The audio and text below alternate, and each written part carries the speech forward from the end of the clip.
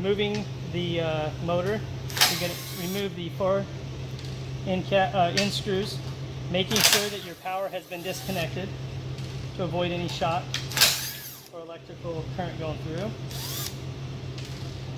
And once those 4 screws are removed, your end cap's going to pop off, and that's going to go ahead and expose your motherboard and then this area right here, which is going to contain your motor. In order to remove the motherboard, you just disconnect the 2-prong wire clip and the 3-prong wire clip, and then release the ground wire. Be careful. Once that's released, you can completely remove your entire cord and your motherboard assembly. Now, to replace the motherboard, you simply remove these 3 screws and put the new motherboard on, and then reconnect that wire, and that's it. And then this piece will go back on later as one unit, but again, just these 3 screws right there remove, and then that will just replace, and you just put it back in there.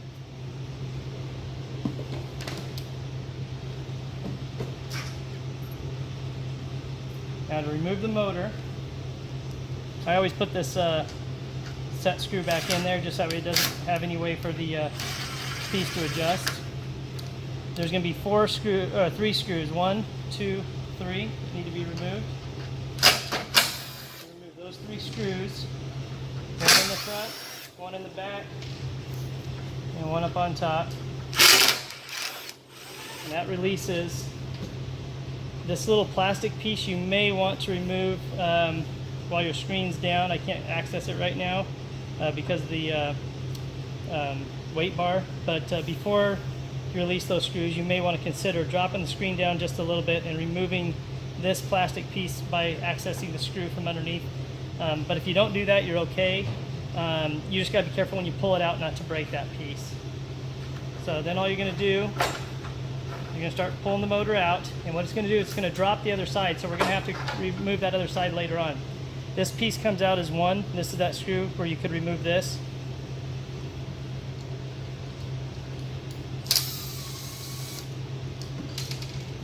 As you can see now, that piece has been removed. So now we have full access to the motor, and the motor can just slide completely out of the unit, as so. Now what's important is, if you look at this little notch here, that lines up with that notch on the inside of the tube. So it's very important as you're reinstalling this that you make sure that that lines back up.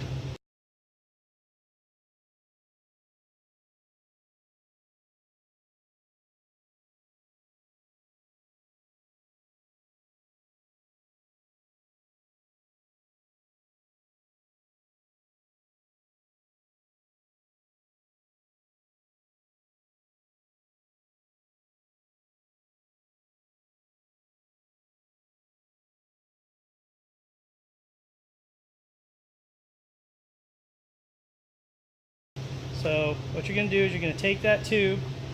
Now it's going to be a little tricky to get that in there because you have to finagle it around a little bit, because on the inside there's a set piece that you have to find and get it lined up with perfectly. So you're going to have to kind of move it up and down a little bit, kind of put a little pressure to bring it up and down. And then once it snaps in, you'll be able to set that.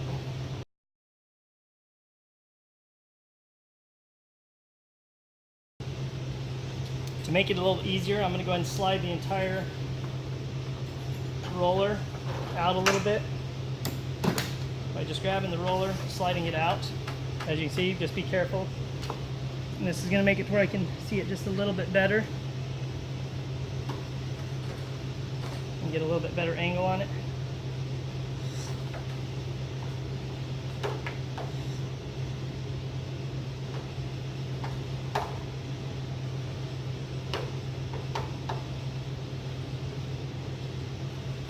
There it goes. Okay, so now that motor's in, now you have to line up this little key that I was talking about earlier. You can just turn it around until it lines up. Then you should be able to slide it the rest of the way in.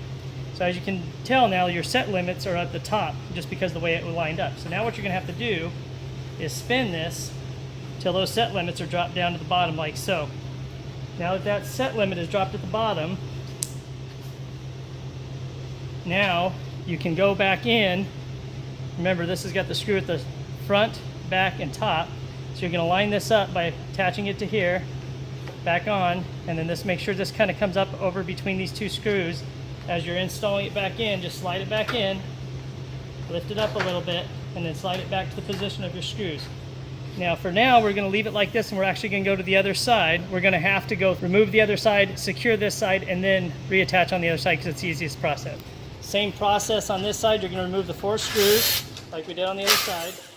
Really simple.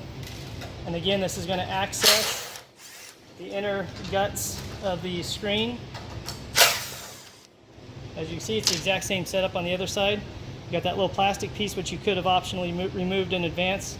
So you're going to remove this back screw, top screw, and front screw. And now that that is out of the way, we're going to go back to the other side. We're going to secure the other side. And as you can see, this doesn't have a motor. So what we're going to do is we're going to be relining up that small piece with the center side of this after we secure the other side. Okay, so now that we've got that side removed, now we're back to this side. We're going to go ahead and continue pushing this in just to where these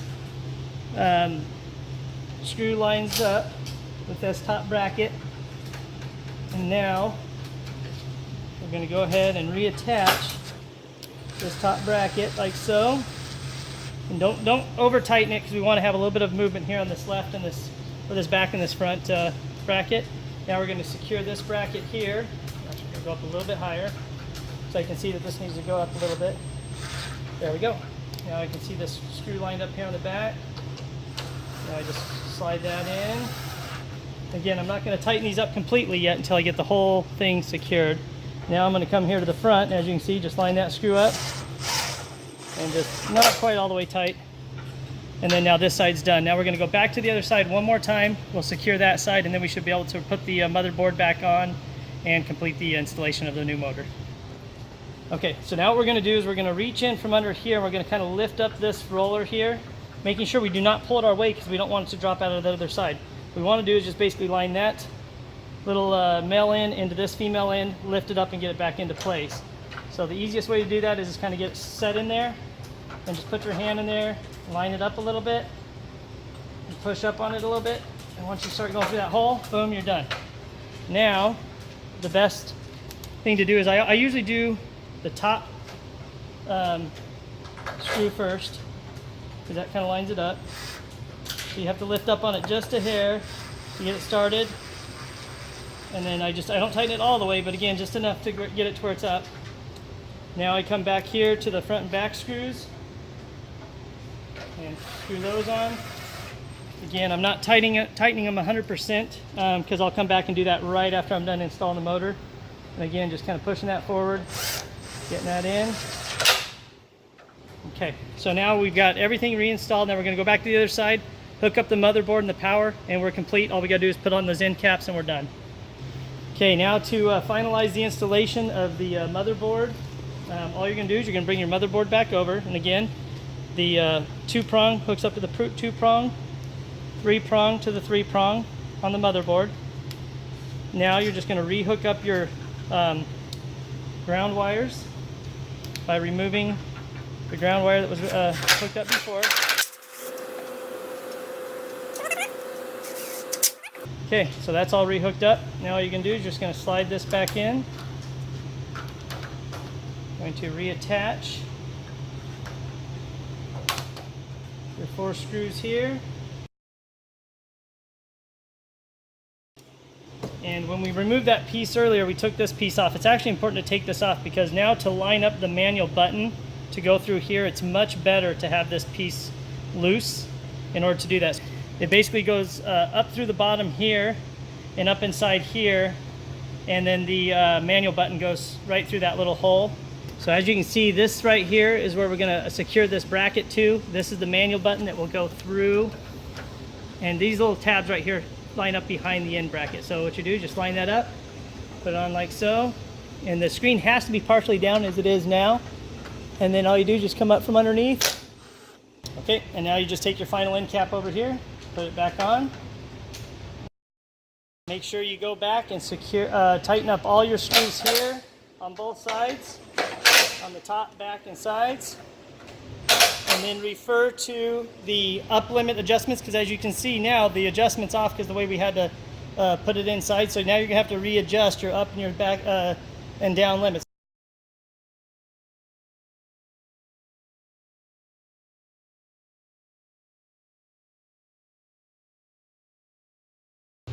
So first thing you do is you find this button, you reach in from the back and just push it out with your finger, it pops right off.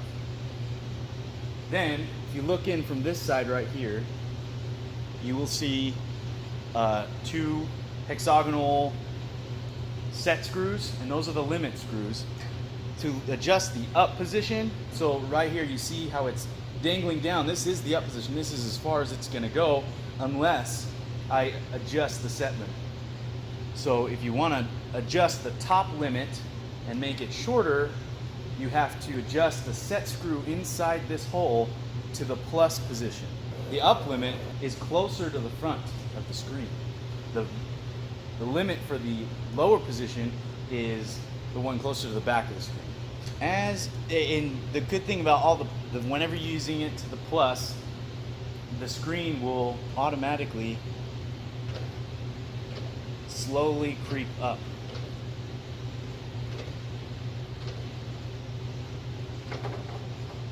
Probably just one more. There we go. So then, after you do that, you push this button to test it.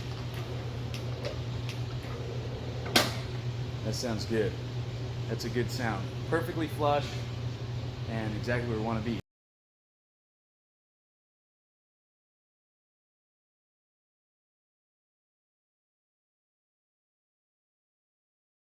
Now, if you have the screen all the way lowered and it's not as low or as high as you want it to be, there's a set screw for that, and it's right next to the set screw we're just adjusting. So when you're adjusting the lower limit, again, when you do it towards the plus sign, it will creep by itself. You won't have to test it. So if you move it towards the plus, you'll see that it's lowering instead of higher. So the plus in the up position makes it go up. The plus in the down position makes it go down. As you can see, it's moving. Now if it's, say it's too much now, you can move it up by turning the set screw to the left or the minus sign. But when you do that, it won't creep. You'll have to turn it and then test it. Every time you test it after turning it, you'll notice that it doesn't lower as much as it did before you had turned it. So turn it just a couple more turns, maybe 2 quarter turns.